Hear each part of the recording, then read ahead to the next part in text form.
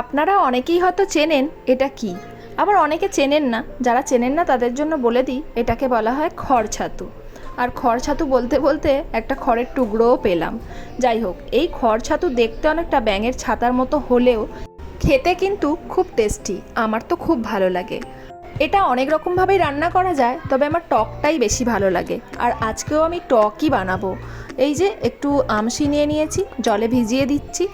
এমনিতে ছাতুর আমি শুধুই টক করি, তবে আজকে আমার শাশুড়ি বলল যে একটু ঢ্যাঁড়স দিয়ে দাও এর সঙ্গে, তাহলে নাকি খুব খেতে ভালো লাগবে। তো ঢ্যাঁড়স দিয়ে কোনো দিন খাইনি, তবে আজকে বানাবো। রান্না করাও খুব সিম্পল। কড়ার মধ্যে একটু তেলটা গরম করে নিলাম, তারপরে 5 ফোড়ন আর শুকনো লঙ্কা দিয়ে ঢ্যাঁড়স আর ছাতুগুলো একটু কড়ায় নাড়াচাড়া করে নিলাম। তারপরে একটু নুন আর হলুদ দিয়ে ভালো করে নাড়িয়ে চাড়িয়ে তারপরে একটু সাদা সর্ষে বেটে দিয়ে দেবো। এর মধ্যে বেশি কিছু দিতে হয় না, এই একটু সাদা সর্ষে দিয়ে দিলেই টেস্টটা খুব ভালো লাগে।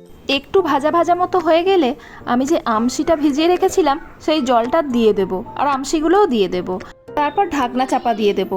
ছাতু আর ঢ্যাঁড়সটা যখন সেদ্ধ হয়ে যাবে ভালো করে, তখন আমি কড়া থেকে নামিয়ে নেব। কত সহজেই রান্নাটা হয়ে যায়, তবে টেস্ট কিন্তু দারুণ।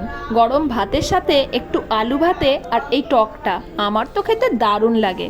আপনারাও ট্রাই করতে পারেন। আমার ভিডিও যদি ভালো লাগে তো সাবস্ক্রাইব করবেন।